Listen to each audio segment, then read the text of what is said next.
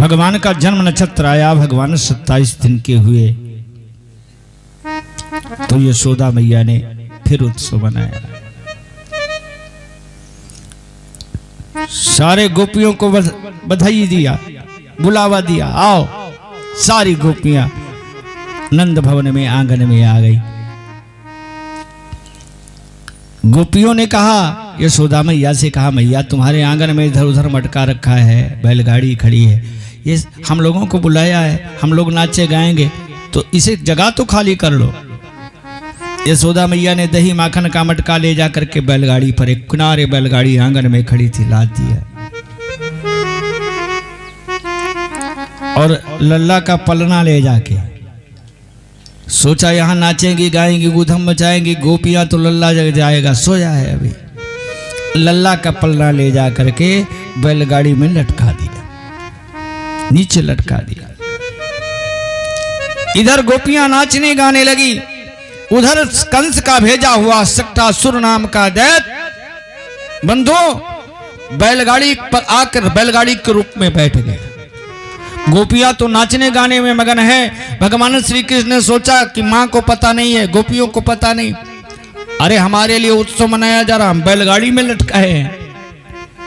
नन्हा सा पांव निकाला और बैलगाड़ी में मारा, बैलगाड़ी ऊपर उड़ती हुई चली गई और धड़ाम से आके नीचे गिर गई। बोलिए शंकर भगवान की। सब दही माखन का मटका टूट गया। गोपियां चिल्लाने लगी, हाय हाय करने लगी। यशोदा मैया दौड़ी, मेरा लाला तो ठीक ठाक तो मालूम चले, गोदी में ले लिया, खिलाने लगी।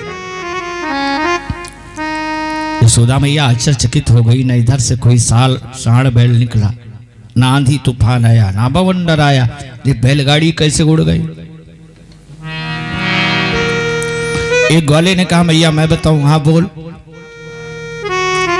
जब तुम लोग नाच गा रही थी ना, तेरा नन्हा कन्हैया पांव से बैलगाड़ी में मारा, बैलगाड़ी उड़ गई। यशोदा जी ने कहा, तेने भांग तो नहीं पी ली? अरे नन्हा सा कन्हैया बैलगाड़ी में पांव मारे, बैलगाड़ी उड़ जाए, कैसे संभव है? इस प्रकार से भगवान श्री कृष्ण ने सक्टासुर का वध किया। फिर त्रिणावर्त को भेजा। त्रिणावर्त आया गोल गोल आंधी के रूप में, बमंडल के रूप में। एक दिन मैया भगवान श्री कृष्ण को स्तनपान करा रही थी, गोदी में बैठा के। भगवान नन्हे से त्रिणावर्त बमंडल के रूप में आया। भगवान श्री कृष्ण जान गए कि ये मामा का भेजा हुआ उड़न खटोला है, कंस का भेजा हुआ है। भगवान श्री कृष्ण ने सोचा, जब तक माँ के गोद में रहूंगा त्रिणावर्त कुछ करेगा नहीं, और माँ जी से मैं कैसे कहूं कि उतार दें, कैसे बोलूं कि उतार दो मुझे नीचे, बोल नहीं सकते नन्हे से। लेकिन भगवान श्री कृष्ण ने उपाय किया। जानते हो क्या किया भगवान श्री कृष्ण ने? भूमो निधाय तम गोपी विस्मिता भार पीड़िता। भगवान श्री कृष्ण ने इतना वजन बढ़ाया अपना, इतना वजन बढ़ाया कि यशोदा मैया उसको संभाल नहीं सके, नीचे लेटा दिया। बोलो शंकर भगवान की। बस गोल गोल आंधी में त्रिणावर्त ने भगवान श्री कृष्ण को उड़ाया, कंधे पर लादा, लेकर भागा। बोलो शंकर भगवान की। उस बवंडर में यशोदा मैया देख नहीं पाई, कंधे पे लाद के भागा है, ऊपर आसमान में गया, पूरा ब्रजमंडल घूम रहा है, पूरा गोकुल घूम रहा है। भगवान श्री कृष्ण मन ही मन आनंदित हो रहे हैं, वाह मामा जी, अभी तो मैं पूरा ब्रजमंडल घूम नहीं सकता था, नन्हा था ना, और तुमने बड़ा अच्छा किया जो उड़न खटोला भेज दिया, पूरा ब्रजमंडल का दर्शन मुझे हो गया। लेकर जब मथुरा की ओर भागा, बस भगवान कन्हैया ने अपने नन्हे पास हाथों से उसका गला पकड़ा और जोर से दबा दिया। जैसे गला पकड़कर दबाया, त्रिणावर्त के प्राण निकल गए, जमीन पर धड़ाम से गिर गया। बोलो शंकर भगवान की। इस प्रकार से त्रिणावर्त का वध किया है। भगवान श्री कृष्ण का नामकरण संस्कार हुआ है। ध्यान से सुनते चलिए, मैं जल्दी जल्दी सुना रहा हूं, सावधानी से सुनते रहिए। नामकरण संस्कार हुआ है। गर्गाचार्य जी को बुलाया गया नामकरण करने के लिए। गौशाले में नामकरण संस्कार का आयोजन किया गया।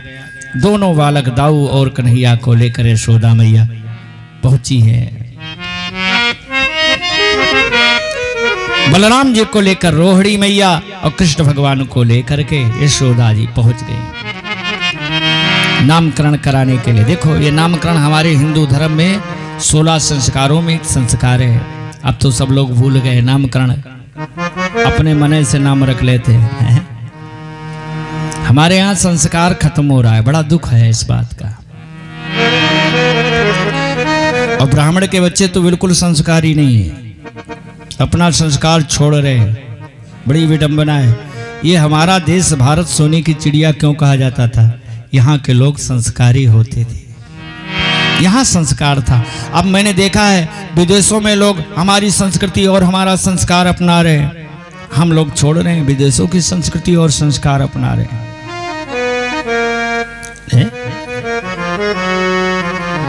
क्या बात है। नामकरण किया गया, नाम रखने लगे तो बड़ा सुंदर कहा है गर्गाचार्य जी ने, बहूनि संत नामानि रूपाणि च सुतास्ते। यशोदा मैया से कहा, मैया ये तुम्हारा लल्ला जो है इसके अनेकों नाम हैं। बहूनि संत नामानि रूपाणि च सुतास्ते, अनेकों रूप हैं। गुण कर्माणि रूपाणि तान्यहं वेदनो जनः। इसके गुण और कर्म के अनुसार इसका नाम कृष्ण रख देता हो। और बड़े बेटे का नाम बलराम। यशोदा मैया ने कहा, महाराज ये बड़ा उल्टा टेढ़ा बेढ़ा नाम दिखाई देता है, ना कह पाऊं। अच्छा ये बताओ, अगर इसको मैं कनुआ बोलूं तो चलेगा? कृष्ण को हाँ, और बलराम को बलुआ बोलूं, छोटा नाम है। देखो भगवान श्री कृष्ण के नाम तो अनेकों, सब लोग अपने अपने इच्छानुसार, अपने अपने पसंद के अनुसार कृष्ण का नाम कहते हैं। भगवान श्री कृष्ण के अनेकों नाम है, लेकिन जिसको जो पसंद आता है वो गाता है, उस नाम से कन्हैया को पुकारता है। एक लाइन आप सुन लें, ज्यादा सुनाने का वक्त नहीं है। एक कवि ने बड़ा सुंदर कहा है, कोई कहे गोविंदा कोई गोपाला, कोई कहे गोविंदा कोई गोपाला, मैं तो कहूँ सांवरिया बांसुरिया वाला, मैं तो कहूँ सांवरिया बांसुरिया वाला, मैं तो कहूँ सांवरिया बांसुरिया वाला, मैं तो कहूँ सांवरिया बांसुरिया वाला। कोई कहे गोविंदा कोई गोपाला, कोई कहे गोविंदा, कोई कहे गोविंदा कोई गोपाला, कोई कहे कोई गोपाला, मैं तो कहूँ सांवरिया बांसुरिया वाला, मैं तो कहूँ सांवरिया बांसुरिया वाला, मैं तो कहूँ सांवरिया बांसुरिया, मैं तो कहूँ सांवरिया बांसुरिया वाला।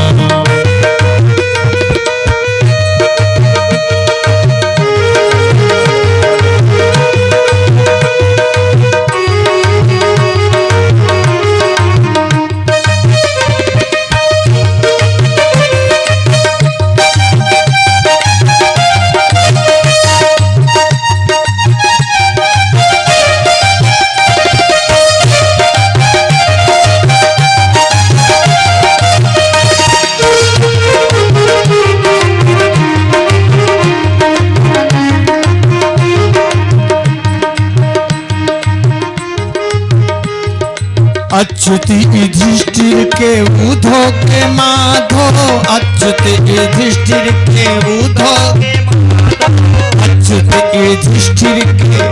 देखो जिसको जो नाम पसंद आता था उसी नाम से भगवान श्री कृष्ण को पुकारते थे लोग। अच्युत युधिष्ठिर के, युधिष्ठिर जी अच्युत कह के भगवान को पुकारते थे। अच्युत युधिष्ठिर के उधो के माधो, अच्युत युधिष्ठिर के ऊधो भक्तों के भगवान संतों के केसो भक्तों के भगवान संतों के ग्वालिनिया तुमको पुकारे नंदलाला ग्वालिनिया तुमको पुकारे नंदलाला मैं तो कहूँ सावरिया मैं तो कहूँ सावरिया कोई कहे गोविंद कोई गोपाला कोई कहे गोविंद कोई गोपाला मैं तो कहूँ सावरिया मैं तो कहूँ सावरिया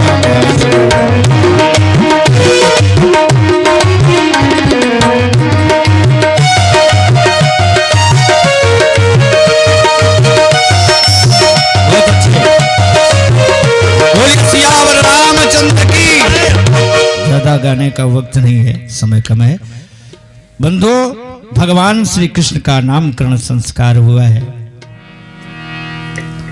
भगवान श्री कृष्ण थोड़ा चलने लगे, घुटनों केवल चलने लगे। बड़ा आनंद आता है। कभी कभी भगवान श्री कृष्ण चलते चलते धूल में लौट जाते हैं, और जब धूल में लौट जाते हैं ना, तो शरीर में जो धूल लग जाती है, इससे भगवान श्री कृष्ण की सुंदरता और बढ़ जाती है।